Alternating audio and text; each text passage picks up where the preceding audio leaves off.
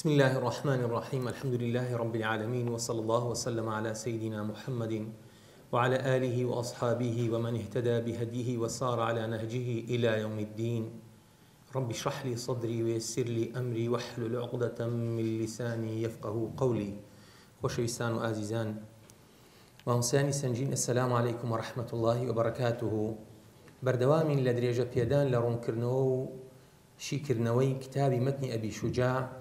فتح القريب جيشتنا بابتكاني كوتاي جيشنا كتاب الأقضية والشهادات،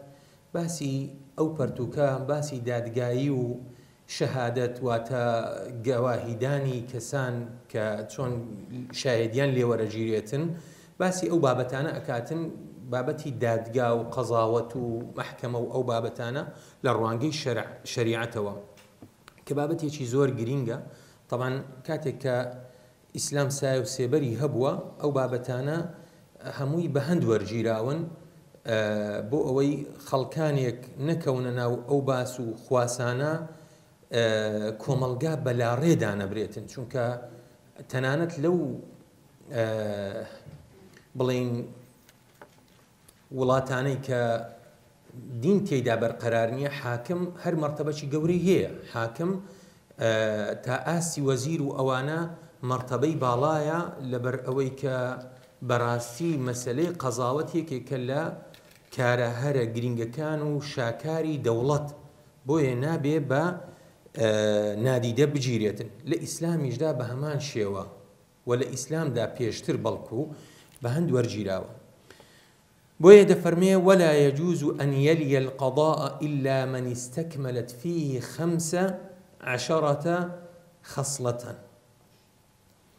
بۆی نییە قەزاوەت بگرێتە بەردەست دادگایی بکاتن تەنها کەسێک نەبێتن کەوا تێیدا هات بێتە جێ 15 خەسڵەت و سیفەت، 15 ئاکار و ڕەوشتی کە ئیسلام تاکیدی لەسەر کردیتەوە. یەکەمیان دەبێ قازی مسلمانان مسلمان بێ، کە ئەوە خاڵێکی زۆر زۆر ئەساسیە. بۆیە یعنی کاتێکەوە کەسانێکی غەیرە دین لە ناو مجتەمەعی ئیسلامی پۆست و پلەوەرەگرن کە زانایان بەرهەڵسکارە بنەوە، ئەو خاڵانن کە نابێتن. والبلوغ دەبێ بلوغی بوو بێتن، واتە با زۆر زیرەک و زانا بێتن، بەڵام بلوغ لێرەدا ئەساس. والعقل کەسێکی ژیر و عاقڵ بێتن. والحریەت و دەبێ کەسێک بێ ئازاد بێ، کۆیلە و عەبد نەبێتن. والذکوورەت و دەبێت نێر بێتن. بۆیە مەسەلەی قەزا بابەتێکە کە زۆر جار پێی لە ئیسلام ئەدرێتن، دەوروژێنرێتن، بۆ ئافرەت نابێ، بۆ دەبێ هەندێک بابەت هەیە. مەسەلەی ئیمامەتی نوێژ، مەسەلەی قەضاوەت و دادگایی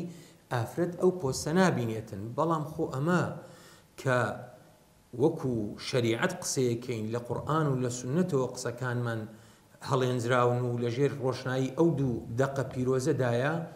خۆڕێ لە خەڵکی نامسڵمان نەگیراوە کە پلە و پایە بە ئافرەت بدەن. بۆ خەڵکی دیکە پێی ناداتن، بۆ خەڵکی دیکە سەرۆک و سەرکردیان ناکەنە ئافرەت. لە وڵاتانی ڕۆژئاوا بۆ ئەو پۆستە نادەنە ئافرەت.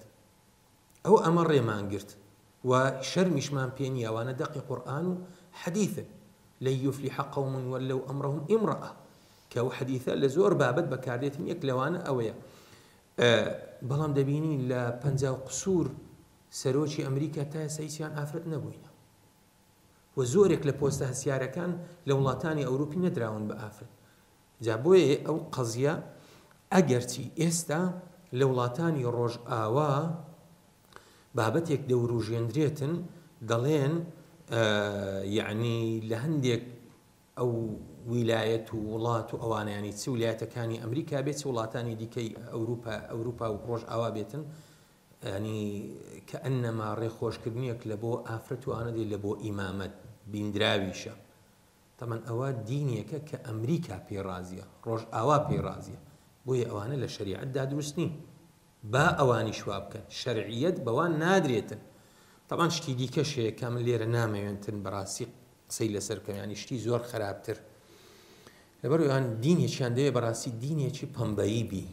دینێکی ناسک بی توک نەرم بیتن کەەوەش لە ئیسلامدا ئەوەنی والعدالة و دەبی کەسێک بی دادپەروەر بێت طبعا عدالت خاڵێکی ئەساسیە ومعرفة أحكام الكتاب والسنة شارەزایی و ئاشنایی بە قورئان و فەرموودەدا هەبێتن ومعرفة الإجماع ومعرفة الاختلاف وآشنایی بە ئیجماع و یەکدەنجی زانایان هەبیتن و شارەزایی و ئاشنایی بە ڕازیایی زانایان هەبیتن ومعرفة طرق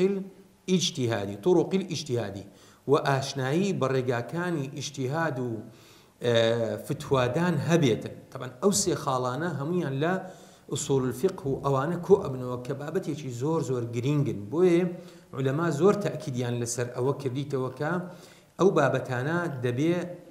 تێیدا هەبن ئەو کەسە لەبەر ئەوەی ئەگەر تێیدا نەبن بەڕاستی ئەگەر فتواش بداتن بە بێعیلمی ئەوە مەردوودە بۆیە ئیمامی نەوەوی ڕەزا و ڕەحمەتی خوای لێ بێتن یعنی باسی ئەو بابەتە ئەکاتن کە ئینسانێک شارەزایی و ئاشنایی نەبێتن نابێ ببێتە قاضی نابێ بێتە دادوەر با لە خۆوە کە فتوایەک بداتن جێگای خۆشی بگرێتن ئەڵێ ئەو قسەشی مەردوودە یعنی دەبێ شارەزایی و ئاشنایی هەبێت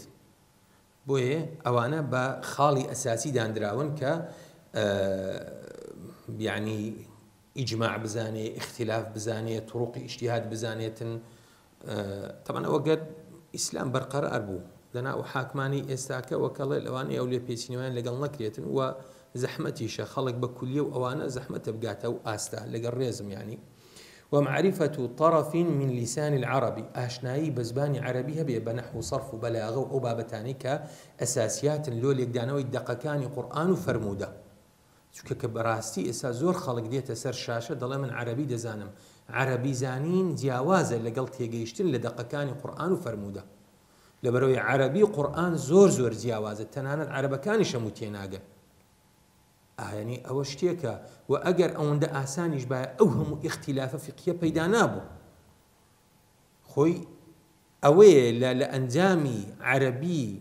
زانینی قورئان و لێکدانەوەی زانایانە یاخود دەقەکانی پێغەمبەری خوا صلی الله عليه وسلم ئەو ئیختیلافە فقهیە پەیدا بووە هەندێکیان لەو بابەتەوە سەریان گرتووە واتە هەر ناگەڕێتەوە سەر فەرموودە بەڵکو هەندێکیان لە دەقەکانەوە دێت ومعرفة تفسير كتاب الله تعالى وآشنایی هەبێتن بە لێکدانەوە و ڕاوەی قورئانی پیرۆز وأن يكون سميعا وكسيك بيتن بیستنی هەبێتن کەڕ نەبێ وأن يكون بصيرا بینینی هەبێتن چاوەکانی و کوێر نەبێ وأن يكون كاتبا وتوانای نووسینی بێ وأن يكون مستيقظا وكسێکی چالاک و چاوکراوە بێتن نەک کەسێکی بڵێن وەکەڵێ تەمبەڵ و فەقیر حاڵ و ئەوە بێتن نە کەسێکی چاوکراوە بێتن طبعا حاکم دەبێ وا بێتن بێگومان بەڵام ئەوە یعنی ئەو خاڵانە دەژمێریتن هەمووی تێدا بێنەجێ ئەگەر چی عولەما قسەیان کردیان یەک لەوانە ئیمامی غەزالی کە لە زۆربەی بابەتەکان قسەی کردیە یەک لەوانە ئەو بابەتەیە کە لە سەردەمی ویدا دەڵێ کەمە کە لە 550 وفاتی کردیە الله أعلم 550 وەنیە یان 505 هیجریە کە وفات کردی یعنی زۆر لە مێژە نزیکەی 800-900 ساڵ پێش ئێستا کە وفات کردی ئەو کاتی دەڵێ کەمە بەڵام عولەما باسی ئەو خاڵانەیان کردیە ويستحب أن يجلس في وسط البلد في موضع بارز للناس وسنة قاضي لناو راستي شار أجر شار جوربو دا بني شيتن أجر شار شي جوربو لناو راستي شار بيبوي همو خلق بي بقاتن لشويني شي بارز وديار ولا حاجب له درجواني نبي سكرتيري نبي خلق بأساني بيقاتي مجر پێویست بکاتن بۆ ڕێزکردنی خەڵک و بۆ تەرتیباتی خەڵک نەک بۆ ئەوەی خەڵک بچەوسێنێتەوە ڕێگە نەدا بگەنە بەردەم قازی و شەکوا و سکاڵای خۆیان بگەینە بەردەم قاضی بەڵام ئەگەر بۆ ڕێزکردن و بۆ بڵێن حاڵەتێکی ئاسایی بێتن بەس بۆ تەرتیبات بێ ئەوە لەما ڕێیاندا ولا يقعد للقضاء في المسجد ونابێ لە مزگەوت دابنێشێتن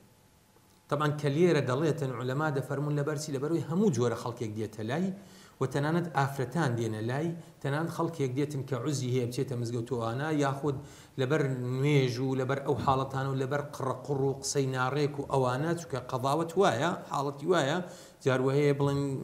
دەنگ هەڵەستێت و ئەوانە ئەدەبەن لە بۆ مزگەوتێ دەڵێ لە مزگەوت نەبێتن يعني أو مفهومكي ليردا علماء واباسي ويسوي بين الخصمين في 3 أشياء ويكساني بكات لما بين هردو أو كساني كسكالان نهاية بردم لسيشت في المجلس واللفظ واللحظ لدانشتن وراوستان لەوەی کە هەردووچیان بە پێوە ڕاوەستن هەردووچیان دابنیشن هەردووچیان ینی نەک یەکی بین تە دەسەڕاستی خۆی یەکیان بە پێوە بیەکیان لە دووری ویدانیشێ نابی هیچ تەقاڕومێک نیشاندا و لە قسە لێوەرگرتن و قسە لەگەڵکردن نابی یەکیان وەک بڵێ خوڵکی بداتێ یەکیان ڕووی لێ گرشکاتن لەفظ واللحظی و چاوتێکردن چونکە قاڵی هەموو شتێک پێویستە کە مراعات بکرێ ئەو کەسەی دەچیتە بەردەم قاڵی لەبەرەوەی قاڵی یەک هێز و ئەوەی لە پشتە بەڕاستی ئینسان لەو حاڵەتیدا ترسێکی لێغاڵ ببێتن بێگومان ئێستا قەزاکانی خۆشمان یانی ئەو حاڵەتیان تێدایەت کە دەستی قاڵی بەڵام هەندێکیان زۆر تووڕن بەداخەوە ئوسلوبێکی زۆر ئەوە کابرای والی ئەکەن تووشی مووقیفێکێکە نەگەر شەکوای لێلابیتن زاری تێک باڵێت نا جا ئێستا باسی ئەوەیە شەکاتن یعنی بە هادیئی و بە نەرمی هیچ لەوەی کابرا هیچ حاڵەتێکی وای بەسەدانێتن کە شەکوای خۆی لە یاد بچێتن یان لێ تێکچێت ولا يجوز أن يقبل الهدية من أهل عمله نابية هدية ودياري لا لو كساني كي إشيان بيا وربقريتن شو كده بيت الرشوة طبعا أول زور باوا يعني ك زور زاروية مديرة كانوا قاضي أو أنا كهدية وشتوى أو حالتك كبراسي بيانبري خاص صلى الله عليه وسلم نهي لك طبعا أو أنا حديث وارد كبراسي زور خطرة ويجتنب القضاء في 10 مواضع وخوي بباريزيتن لقضاكرنو دادوري لا دكادا عند الغضب لكاتك كتوريا نابي قضاوتك والجوع لكاتك كبرسية والعطش كاتك كتينية وشدة الشهوة لكاتك وآرزويه وتتلاي خيزاني والحزن لكاتك كخفت بارة والفرح المفرط دلخوشية زور يعني زور زاروية إنسان فعلا دقاتا أو خبرية لودي أو بيتن إنسان بلن لي حالة اعتيادي قاضيش عيني إنسانة نابي أو حالتانا كتيدانا لو كاتدا قضاوت بداتن وعند المرض لكاتك كنخوشة چونکە ئینسان زۆر بێتوانایە هەست و نەستەکانی خەریک ئەبن بەو کەواتە ناپڕژێتە سەرەوەی کە دادوەریەکی عادلانە بکاتن ومدافعة الأخبثين لە کاتێک کە پێویستی قەضای حاجەی هەیە دوور لە ڕووتان ینی ئیشی گەورە و کچکە کە ئەخبەثین مەبەستی هەردووکە کە ئیشی سەرا هەردووچیان وعند النعاس لە کاتێک کەوا دەبۆرژێت و خەوی دێتن وشدة الحر والبرد وە لە کاتێک کە زۆر گەرمایە زۆر سەرمایە لەو حاڵەتانە دەبی خۆی پارێزێتن لۆی دادوەریەکەی ئەگەر دای مەکروهە قەزاوەتەکە جێبەجێبی بەڵام شتێکی باش نییە بۆیە دەبی خۆی پارێزێتن لەو حاڵەتانە بۆ ئەوەی کە قەزاوەتێکی چاک ئەنجام بداتن ولا يسأل المدعى عليه إلا بعد كمال الدعوة طبعا مدعي عليه ئەوەی کە دەچنە بەردەم قاضی ئەوەی کە داواکارە ئەوەی کەوا داوا لێکراوە نابێت داوا پرسیار لە داوا لێکراو بکاتن تا مدعی ئەو کەسێک کەوا داواکارە داواکەی خۆی بە تەواوی ئەڵێ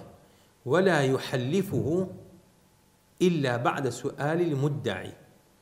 نابێ سوێندی بدات چونکە حدیثی پێغەمبەر صلى الله عليه وسلم کە دەفەرمێ البينة على المدعي واليمين على من أنكر أو كما قال الرسول صلى الله عليه وسلم شاهدی هێنان لەسەر ئەو کەسەیە کە داوای هەیە سوێند خواردن لەسەر ئەو کەسەیە کەوا داوای لەسەر تۆمار کراوە جا داوا لەسەر تۆمار کراوەکە سوێن نادا قاضی تا داوا لە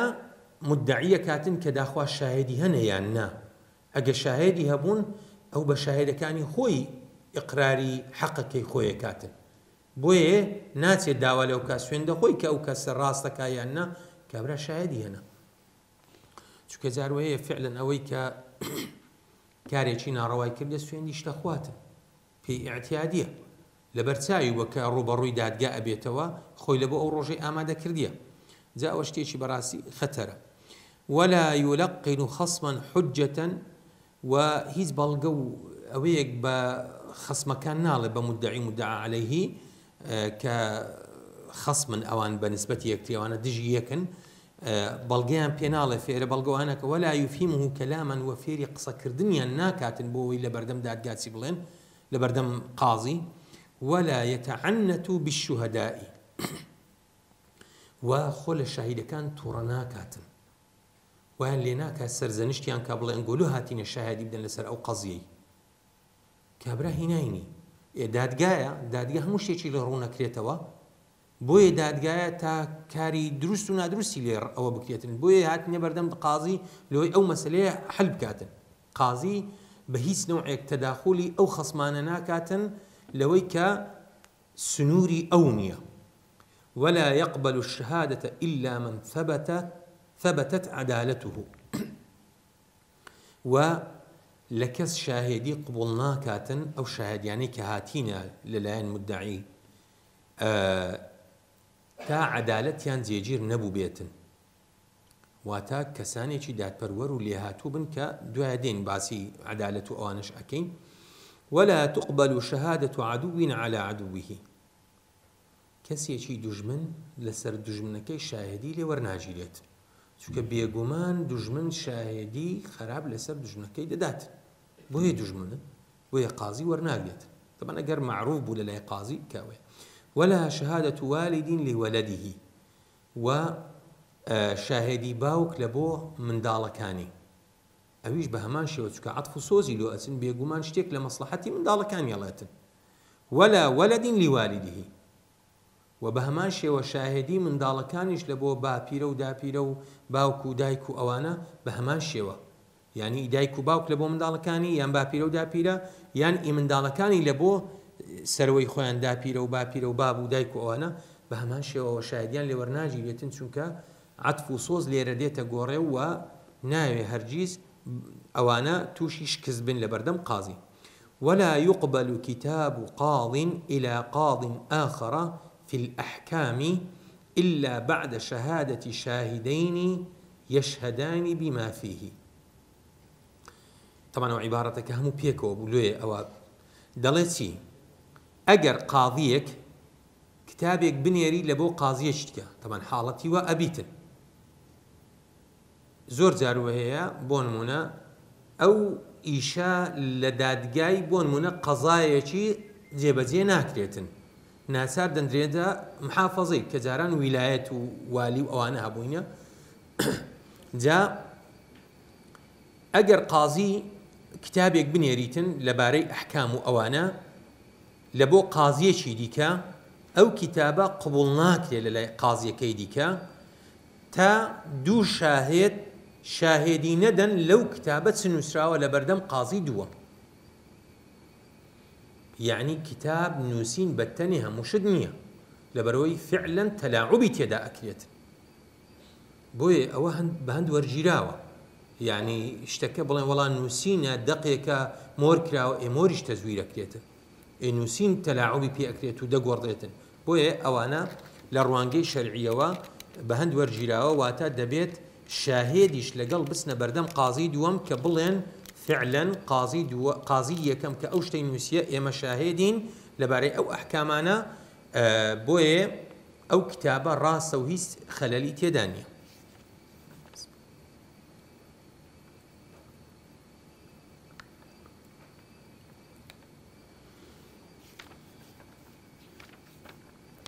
دين سر باس و خواسێکی دیکە کە باسی منەوە هەموو فەسڵی یەکەم بوو ئەگەر قاضی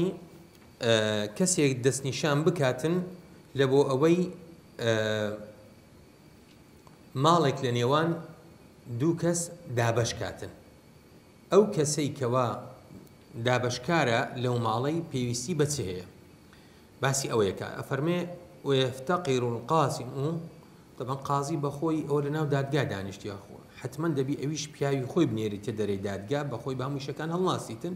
جابوه ليرانا بوشي وازا باسكات ويفتقر القاسم إلى 7 شرائط أو كسي كقاسمة دابشکاری ماڵە لە نێوان دوو کەس لە تەرەف قازیەوە لەلایەن قازیەوە دەستنیشان کراوە پێویستە 7 مەرجی تێدا بێنەجێ. ئەلئیسلام کەسێک بێ مسلمان بێ، والبلوغ بلوغی بوو بێتن واتە کەسێک بێت کە پێگەیشت بێ و منداڵ نەبێ، والعقل کەسێک بێ عاقڵ بێ و شێت نەبێ، والحریەت کەسێکی ئازاد بێ کۆیلە نەبێ، والذکوورەت و ئافرەت نابێ و دەبێت پیاو بێ، والعدالە و کەسێکی دادپەروەر بێتن، یعنی قازی تێڕا ببینێتین کە کەسێکە ڕاستی دادپەروەری ئەکا و عەدالەت تێدایە. جا چ عەدالەت بەمانای دادپەروەری بێت چ بەو مانای کە لەمە دوا باسی بەرزەکانی عەدالەتەکەی. والحیسابی و ئەگەر پێویست بە ئەوە بکاتن ژماردن و ئەوانە لە دەربارەی حیسابات و ژماردنەوە زانیاری هەبێتن، واتە کەسێکی کۆڵەوار نەبێت لە دەربارەی بیرکاری و زانینی حیسابات و ئەوانە. فإن تراضى الشريكان بمن يقسم بينهما لم يفتقر إلى ذلك. أي أجر دوكس میراتێکیان هەبوو، ماڵێکیان هەبوو، زەویەکیان هەبوو، پارێیان هەبوو، شتێکیان هەبوو بۆ منە دوو لە ڕووتا حەیوان و وڵسات و ئەو شتانەیان هەبوو، نەگەڕانەوە سەر قاضی، بەخۆیان ڕازی بوون کەسێک کە ئەوان بەو کەسە ڕازی بوون، فعلەن کەسێکی شایستە و لێهاتووە لەو بابەتە کە ماڵیان لە مابەینی بەش بکاتن یەقسیم بەینەهما لەم یەفتەقر إلى ذلك، پێویست بەو 7 مەرجانە ناکە، بەڵام ئەگەر قازی بنێریتت دەبێ 7 مەرجەی تێدا بێنەجێ. وإن كان في القسمة تقويم لم يقتصر فيه على أقل من 2. ئەدی هاتوو ئەو ماڵی کەوا لە مابەینی دوو کەس دابەش ئەکرا پێویستی بە قرساندن بوو، ئەوە نابێتن ئەوانەی کە دابەشی ئەو ماڵە ئەکەن یاخود ئەو ماڵە دابەشەکەن لە مابەینی ئەو دوو کەسانە لە دوو کەس کەمتر بن، بە یەک کەس ناکرێتن، واتە دەبێت دوو کەس بچن بیخەمڵێنن بیقرسێنن ئەو ماڵە بەشی ئەوەندەیە. وإذا دعا أحد الشريكين شريكه إلى قسمة ما لا ضرر فيه، أجر هاتو يكك لو دو شريكانا داوای لە شەریکەکەی دیکەی کرد کە ماڵێکیان بەهاوبەشی هەبوو بۆ دابەشکردن ما لا ضرر فيه، کە ئەو دابەشکردنە ئەو ماڵەی هیچ زیانی تێدا نەبوو، یعنی شتێکی ئاسایی بوو کە تەوەقوع نەئەکرا هیچ زیانێکی تێدا، لەزیمە الآخر ئیجابەته، پێویستە لەسەر شەریکەکەی دیکە کە وەڵامی شەریکی خۆی بداتەوە کە بڵێ من ڕازیمە ئەو ماڵە دابەش بکەین. زۆر جار شتی وا دەبیتن دەبینی کابرا بێزار بووە ناڕازیە یاخود هەر بەخۆی پێی خۆشە ئیش خۆی بگۆڕیتن، ئەوەی کە شەریکیتی نایەتە بەربار ئیشی لێ ڕائەگری، جا بەچمە بەس بیتن لە ڕوانگەی شەرعیەوە مادام هیچ زەرەری تێدا نییە دەبێ وەڵامی شەریکەکەی خۆی بداتەوە لۆ ئەوەی کە ئەو ماڵە لە باڵێک بێنە دەرێ و دابەشی بکەن، واتە لەزیمە واتە واجبە بێتن لەسەر شەریکەکەی کە وەڵامی بداتەوە و فعلەن ماڵەکە دابەش بکەن. ئەگەر شتێک دابەش نابوو بۆ نمونە شتێکی وابوو نابۆ دوو کەرک بۆ نمونە کابرا سیارەیان هەیە بە شەراکەتیانەوە کردیە وەنیە یان ئەسپێکیان هەیە یان شتێکی وەک کە دوو پارچە نەئەبوو یان ژوورێکی کچکەیە ئەوە لەو کاتی ئەقرسێنرێت و بۆ نمونە بەنۆبەت یان کرێەکەی لە بۆ یەکە چێبیتن یان دەفرۆشن و پارەکەی دابەشەکەن بەو شێوازەی، یعنی مەرجنی ئیلا دابەشکاری بێتن، فعلەن هەندێک شت دابەش نابێتن. دێنە سەر باس و بابەتێکی دیکە کە ئەویش هەر باسی بڵێن قەزاوەت وەرگرتن و ئەوانەیە، باسی مدعی و مدعا عەلەیهی و ئەوانەی داواکار و داوا لێکرا و ئەو بابەتانە. فەرمێ وإذا كان مع المدعي بينة سمعها الحاكم وحكم له بها. ئەگەر هاتو مدعی داواکار گوتمان دوو کەس لە بەردەم قاڵین، مدعی مدعا عەلەیهی داواکار داوا لێکراوە، ئەگەر هاتو مدعی شاهێدی هەبوو ئەوە حاکم گوێی لێ ڕائەگری و حەکەمە لەه بها و دادوەریەکە ئەکات حکمەداتن لبو مدعي بو شاهدي كواجه لراقب. وإن لم تكن بينة أجر هاتو شاهدين بو سو بردم دادقاش داوايكر فالقول قول المدعى عليه بيمينه. أو ليرة دا قسي تشيا دو كزدين بردم قاضي دل جنابي قاضي أو فلانة كسا أو شتي لمن داجير كده إمنا قاضيش بي دل كاك شاهدي تيا دل نا والله يتسون هاتي دل خي خوما أو توقف كاتن مدعى عليه داوا ليكراو أتسوين دي خويك أو شتي إيتو إيوينيا چونکە لۆ گوتمان البينة على المدعي واليمين على من أنكر أو شاهدين بو كواتا سوين ديتو سر مدعى عليه أو كا داوای لێکراوە بۆیە دەڵێت فالقول قول المدعى عليه بيمينه أو جا قسە دەبێتە لە بەردەم قاضی قسەی داوا لێکراو بە سوێند خواردن ئەدی ئەگەر ئەویش سوێندی نەخوارد فإنك لعن اليمين والله جنابي قاضي أو يعني طبعا والله أما قلت من هروافر بين سوين خوين قلت جنابي قاضي أمن سوين ناخو بلام أو إيمنا إتو بلي إيمنا إداوا كارنيا وسوين ديش ناخم أدي لو حالتي فإنك لا كما هر نيكولي ونيا لكرديش نيكولي بكاردين واتا كابرا إنكاري كر نيكولي كر داوا ليكراو كقلت يمن سوين ناخم ردت على المدعي أو السوين دكويت وسر مدعي داواكار يعني دوباره توب كتو ساحيوي كأو دبي دفاع لخوي بكالا بردم قاضي فيحلف إن صح التعبير طبعا هو قصيتي دول روتان بازاري بو بلام يعني ما بس ليردا قصده كبيت ولا أو فيحلف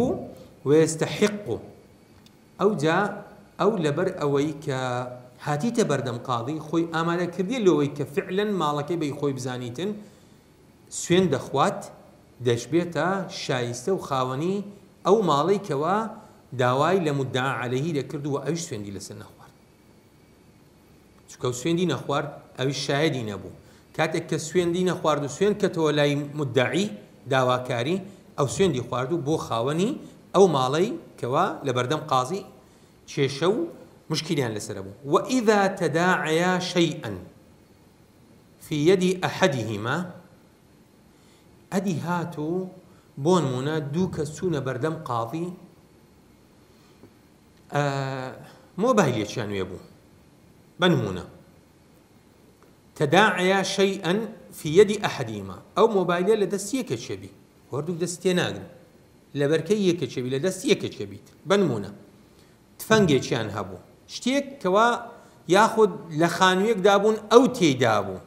یەد هەرمە بەس لێردا ئەوە نییە کە لە دەستیدا بێیان لە وێبی لە جەستەی واتە لەسەر شتێکیان بۆ کێشە لە بەردەستی یەکێک بوو لەو دوانە فالقول قول صاحب اليد بيمينه ئەوە لێرەدا قسەی ئەوەیە کە ماڵەکەی لە بەردەستە بە سوێند خواردن لە بەردەم قاضی دوو کەس کێشەیان هەبوو کێشەکە بۆی ڕوونەبیتەوە لەبەرەوەی لە بەردەستی بوون زاهیری مانای ئەوەیە کە ئەو خاوەنیەتی ئەوەی دیکە کێشەی پێ ئەفرۆشی شەڕی پێ ئەفرۆشی طبعا جار وهي وانية بلام جاريش يعني زوربي جار أو هاي قضية قضاوات يعني زور قرصة بيامري خواه صلى الله عليه وسلم يعني أفرميت كاتك كدو كستان دينا لايمن حديثك معلومي جنابتانا يعني أفرميت كقضاوات من لبويك كرت ئەگەر ئیوی نەبوو بانەی باد بانەی کاتە ماڵی خۆی مەفهومی حەدیثەکە وایە لێرە شواریدە حەدیثەکە فەرمێ ئەگەر ئیوی نەبوو ئەوە بە پارچەیەک لە ئاگر بڕیارم لە بۆ داوە لە کاتێک پێغەمبەری خوا صلی الله علیه وسلم وحی لۆ هاتی چونکە زانایەکەیە بەناوی قورطوبی ئیمامی قورطوبی نییە ئەوەی خاوەنی الجامع لأحكام القرآن قورطوبیەشکە چونکە ئیبن تەیمیە هەنا قورطوبی هەنا يعني بخاري أو ناوانة وارد لنا علماء بلام دائما أو ناواني كرأسنا مزيات الأوان ناسين كتابي شكو كريتو أو نديا بلن زور أستورني أقضية رسول الله صلى الله عليه وسلم همو أو داد ورياني كبيامري خوا كريتي صلى الله عليه وسلم زيك لو أنا أويك حديثك بخاري مسلم جرايتي أنا لوي قضاوة زور قرصة بلام أتو وەکو علەمای ئوسوڵی فەرموویان نحن نحكم بالظواهر والله يتولى السرائر. ئەتو کە دەچێ بەردەم قاضی هەر ئەوەندەی هەیە کە وەحی لێو نایەتن شاهێد و بەیینە و ئەوانەیە یعنی شاهێدان بینیتن چ سوێن بخواتن ئیتر بڕیارەکە دەدرێتن. وإن كان في يديهما ئەدی ئەگەر هاتوو شتەکە لە بەردەستی هەردووچیان بوو لە خانیەک بوون ئەو لەسەرێ بوو ئەو لە خوارێ بوو ئەو دەیگۆ ئیمنە و دەیگۆ ئیمنە حاڵەتی وا دەبێت لە سەرزەویەک بوون هەردووچیان دەیانگۆ ئیمنە ئەمن خاوەنیمە تحالفا سوێن دەخۆن لە بەردەم قاضی وجعل بينهما دەخرێتە ما بەینیان واتە دابەشەکرێت. ومن حلف على فعل نفسه ئەگەر کەسێک لەسەر شتێک لە بۆ خۆی سوێن بخواتن حلف على البت والقطع دەبێ بڵێ والله ئەو شتە ئیمنە بیبڕێنیتەوە. ومن حلف على فعل غيره ئەدی ئەگەر هاتوو سوێندی خوارد لەسەر شتێک کە کەسێکی دیکە بوو فإن كان إثباتا حلف على البت والقطع دووبارە دەبێ سوێن بخوا لە بەردەم قاضی کە فعلا ئەو شتە بیبڕێنیتەوە على البت والقطع بیبڕێنیتەوە کە ئەو شتە ئەو کەسەیە بە بێگومانی. ئەگەر ئیوی بوو إن كان إثباتا ئەگەر ئەو شتە ئیوی بوو وإن كان نفيا ئەگەر بڵێ ئەو شتە ئەو نەیکردیە ئیوینیە ئەو ئاگای لێ نەبووە ئەو نەبووە یعنی بۆ نمونە لە بابەتێک کە دەیەوێت لەوی داڕنیتن شاهدی بدا لە کەسێکە حلف على نفي العلم بڵێ والله ئەو کەسە زانستی بەو ئیشەی نەبووە یان ئەو ئاگای لێ نەبووە چونکە ئەو حاڵەتانە ڕوو ئەدەن بۆ نمونە کوشتنیەک بووە لە بەردەم ماڵی کەسێک بەڵام ئەو کەسە قەدەری خوای گەورە وا ئەکاتن هەر لەو وڵاتەی نەبووە یان لە شارێکی دیکە بۆ میوانی کابرای بووە قەزاوەت ڕوو ئەدا دەڵێن کاکە ئەوە لە ماڵین گویا کوژرایە دەڵێ کاکە من شاهدمە هەنە واللهی لە ماڵی منیش کوژرابێ داخوا چپیا و خرابێک لە بەردەم ماڵی من فڕیدایە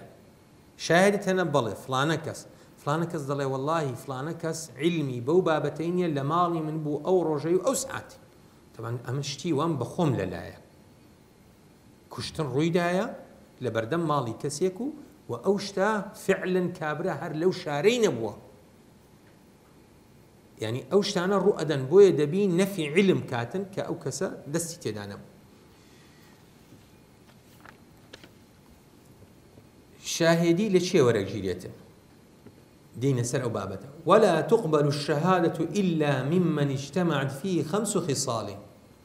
هەمووی کە باسمان کرد دەڵێ ئەوەندە مەرجەی تێدا بێنە جێ 15 7 5 ئەوە هەمووی لەبەرەوەی کە ئەو بابەتە بەڕاستی یەکلاکردنەوەیە ما پێغەمبەری خوا صلی الله عليه وسلم کە وحی لۆدات فەرمووی ئەگەر ئێوە نەبوو ئەوە بە پارچەیەک ئاگر بڕیار لێداوە کە ئەوە فەرمێتن بەڕاستی قەزاوەت زۆر قورسە لێ پێغەمبەری خوا صلی الله عليه وسلم فەرمێ القضاة 3 واحد في الجنة و2 في النار زۆر قورسە یەکیان لە بەهەشە دویان لە ئاگرن لەو سێیانە فأما الذي في الجنة فرجل عرف الحق فقضى به ئەوەی کە لە بەهەشتە کەسێکە کە حەق دەزانێت و دەناسێت و قەزاوەت پێکە ورجل عرف الحق فجار في الحكم حق دەزانێت بەڵام جەور و ستەم بەکاردێنێ لە حکمدا فهو في النار ئەوە لە ئاگری دۆزەخدایە ورجل قضى للناس على جهل فهو في النار کەسێکیش بە نەزانی بڕیار بدات و قەزاوەت کا لە بۆ خەڵکی ئەوەشیان لە ئاگری دۆزەخدایە بۆیە عولەما فەرموویتیان قەزاوەت لە ئیفتا قورسترە لە فتوادان لەبەر ئەوەی فتوادان بەس بڕیارێکی معنەویە بەڵام قەضاوەت تەنفیزیشە ئیلزامکردنی بەرامبەرە دەبێ ئینسان زۆر ئاگادار بێت لە قەزاوەتکردن تەمان قەزاوەتی کچکەش هەمان نابینە حاکم بەڵام کاتێک کەوا شتێکت پێ ئەسپێردێتن لە مابەینی دوو کەس قەزاوەتە یعنی قەزاوەت هەرەوە نییە کە تو بڵێ وەڵا ئەم بما قازی فعلا ئەو پلە و پۆستە وەربگرم و نا ئەوە شتێکی هەوەنتە نییە کەم کەس لە ناو موجتەمەعدا ئەیکاتێ تەنانەت لە جاران یەک دوو مستەڵەح هەنە لە سیاسی شەرعی لە دەسەڵاتی ئیسلامی لە درێژەی دەسەڵات قاضي القضاة أقضى القاضي أجر بيستبيتان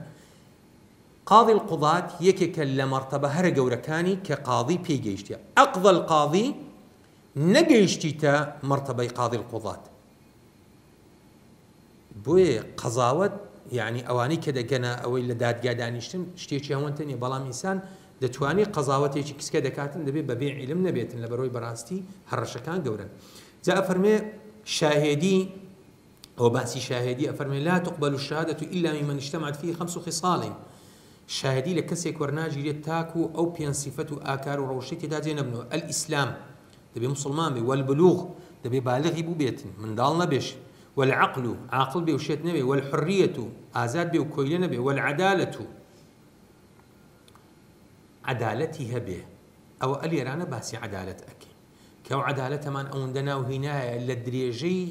ئەو دەرسانە لە ئەوەلی ڕاهەتا تا ئێرانە عدالەت چییە کاتێکەوە باس ئەکرێتن چونکە هەموو کەس نابینە دەسەڵاتدار هەتا دادپەروەری بەرقەڕاکەین کەمەوەندە دەڵێن عدالەت عدالەت ئەوە عدالەتەکەی وللعدالەتی 5 شرائط لە بۆ ئەوەی کەسێک عدالەتی تێدا بێتە جێ ئەو 5 مەرجانە پێویستن تێدا بنە جێ أن يكون مجتنبا للكبائر كسيك بيت خوي لجناهي جورة بباريزي قتل وزنا وعرى خوارنا وهم وأشتا خراباني كوا طبعا كبائر شي هنا كبائر لنيوان علماء اختلافية أوي كخواي پروردگار فرموتي غضبيان لبي أو كسانا لعنتيان لبي أواني هرشي جوريان دربارهات يلو جناه وتوانانا كعلماء هندي كان دقينا نوهات وهندي كان زور تريش بويه لكبائر بارزراو بي غير مصر على القليل من الصغائر وبردوام نبي لسر جناهي كسكا لكمي شدا چونك علماء نموني جناهي كسكا بس دينه وكو كلا كبرديك اگر بيت وهر بردي بچو كل دي سري وقت شي ابيته گردك اوا بردوام بون لسر جناهي كسكا ددبا برو جناهي جورا سليم السريرة كسي شي عقيده باكو خاوين بيه كسيك نبي طعن بدا لأصحاب طعن بدا لحديث كونه أخل كان بدري جايم يجوه بوينه بلام براسي لروجاري أو رودا زور وبرتاو كون خاب بنامان دا دبي أقداري مأمون الغضب كسيك بيه لكاتي توريو أوانا بريار وأوانا نداتن يعني كسيشي تورو هلا يعني هلا بات نبيتن محافظا على مروءة مثله و پارێزگاری لە مروءەت و لە پیاوەتی بکە خەواریمی مروءەی نەبن کەسێک نەبێ کەسێکی ئەوەندە دوور لە ڕووتان فشەچی ئەوە بێ یان دەستبازی لەگەڵ ئافرەت و لە بەردەم خەڵکی ئەوانە حتا محاریمی خۆی و ئەوانە واتە کەسێکی پارێزراو بێ لە خەواریمی مروءە کە پیاوەتەکانی کەونە لەرزین و یاخود خراپی ئەوانە عەدالەتن لەو کەسەدا هەبن کە شاهێدی ئەداتن لە بەردەم قاضی طبعا خواريمي مروءة زور بجويري زمانيش أقوري يعني لما زبي شافعي براسي خواري مروءة شتي أويان باسكر يعني كأورو لواني نينزي أو بابتانا بابت يكمان ماوى ككوتا بابت لكتابي الأقضية والشهادات باسي ما فكاني خواي پروردگار وما فكاني مروف أكاتن أو حقوقاني ك شاهدي لسر أدريتن لبردم قاضي وأوانا أو شاهديانا شي قبول أكرين لوي لبردم قاضي بريار بداتن أفرمي والحقوق ضرباني أو ما فاني كوا لدادقا وأوانا قصي لسر أكريتو أسندرين أو شاهديان لسر أدريتن دو جورا حق الله تعالى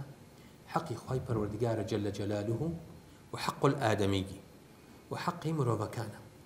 فأما حقوق الآدميين طبعا لف ونشري مشوشي بيلا لا بلاغة يعني يكم زار حقي خواي جوري باسكر هات سر حقي مروف جوايا أو جال لحقي مروف رادس بيكا فرمي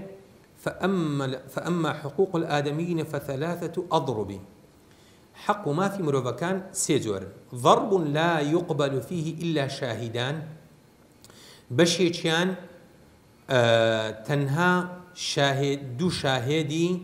ذكراني كدو شاهدي دو بياواني تيدا ور أجيرية وهو ما لا يقصد منه المال أو شاهدي لسر أو ما فانية كمال تيدا مبسنية لو بابا تيدا لو بشيدا ويطلع عليه الرجال كزورتر بياوان بي آقادارن وكو دليت وكو طلاق نكاح حدي شرب خمر أوانا كأوانا زورتر بابەتی مالی نین و پیاویش تێیدا ئاگادارن. وضرب يقبل فيه شاهدان أو رجل وامرأتان لحق آدمي بشي دوميان شاهدي ور أجيريت تي دو بياوبن يان بياويكو دو آفرد تي دو بياو يان بياويكو دو آفرد أو شاهد ويمين المدعي يان شاهد يكو سويندي داواكار وهو ما كان القصد منه المال.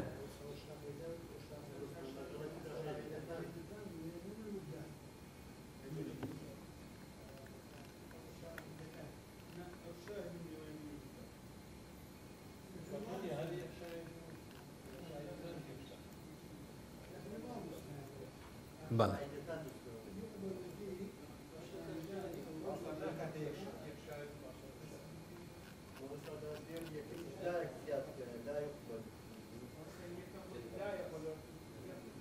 لا يقبل فيه إلا شاهدان ذكران بشية كم بلى بلى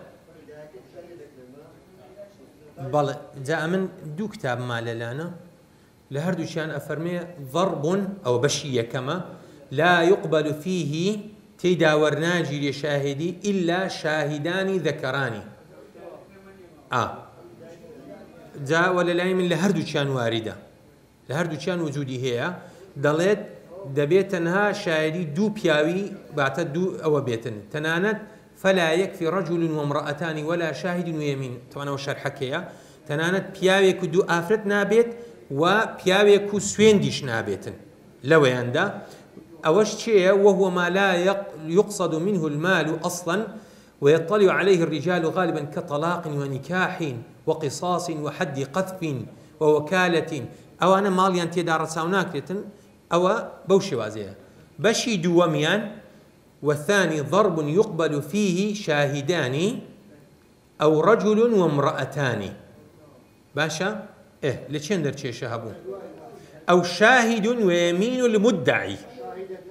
جاوين قوها بلى المهم شوكا من هستكم أو كتابة لوانية هلاي تيدا هبي لبرويكات خوش كم بسلايد كان دهاتم عيني تأكيد ما كرده ولو نسخاني لبردستي منن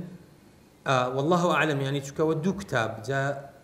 أجر ما بس يشتغل بزيادة ذيكرين لا جناب تشونا وشي منه طاو كواتا أنجو وشي من راس كانوا باشا أو شاهد ويمين المدعي بلى يعني أو بيشتريش رجل وامرأتان ديارة بلى باش بالو دواء بيتن ونيا بلى أو تشيهبو وهو ما كان القصد منه المال ونيا بلى قش نيرانا أو تزوريكا تضربك يعني تبشيكا أو كمالي تيدام بس جيرابيتن أوش وكو بيع وإجارة وحوالة وإقالة وخيار وأجل أو أنا كمالي تيدا وأتلباسي معاملات وكرين وفروش نوانا بوي أهون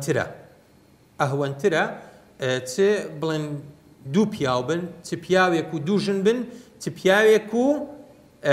سوين خواردن بيتن يعني أو بريد تسامح ليردا بكارهات بشي سيميان وضرب يقبل فيه رجل وامرأتان أو 4 نسوة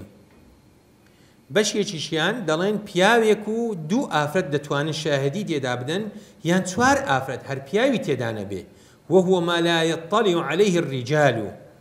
أوش أو بابتيك كم تر بياو تيدا آقادارا وتبزوري آفرد تيدا آقادارا كبكارة وولادة وحيض ورضاع وعيب امرأة تحت ثوبها أو بابتانا باشا كيني وكردي يعني مسألة بون منا لا كاتي مارا كردن طلاق دانو مسألة حيض ونفاس مسألة عدة ومسألة بكاري آفرد كإستاك بل فحص أكريتن جهران أو فحص نبو يعني بون من أول جيان توقفي كرسادة بوا ونيا وقتی کۆڕۆنەی خۆ بینیمان بە چای قۆمان وانە هەندێک ژیان سادە بووە تەوەقفی کرد جا ئەو حاڵەتانە ناشکرێ ژیان لە هەموو شتی ڕابوەستیتن لێرەدا چۆن بڕیار ئەدرێتن ئافرەت ئەگەر بێت و چوار بڕیاردن هەر پیاوی تێدا نەبێتن لە بەرەوەی بابەتەکە زۆرتر پەیوەستە بە بابەتی ئافرەتان بابەتی مالیش نییە ئەوە ئیعتیادیە دێینە سەر بەشی دووەممان وە ئەمما حقوق الله تعالى ئەدی ئەو مافانەکە ئیخوای پەروەردگارن جل جلاله فلا تقبل فيها النساء ئافرەت هەر تێیدا بەشدار نابێ کە ئەوەش وەچی قەضاوەتەکەیە ئیمامەت قەضاوات باسی حدود و قیساس ئەوەی کە مافی خوای پەروەردگارە ئافرەت تێیدا ڕۆڵ نابینێ کە ئەوەش کچکەی نییە لە بۆ ئافرەت ئەوە گەورەیە چونکە ئەو بابەتانە بەڕاستی کێشە و سەرێشن نەک بڵێ وەڵا ئافرەت بڵێمە لۆ لێرانە مەحڕوم کراوین لۆ بەشمان ئەخورێ لۆ بەکەم چاوتێکی نا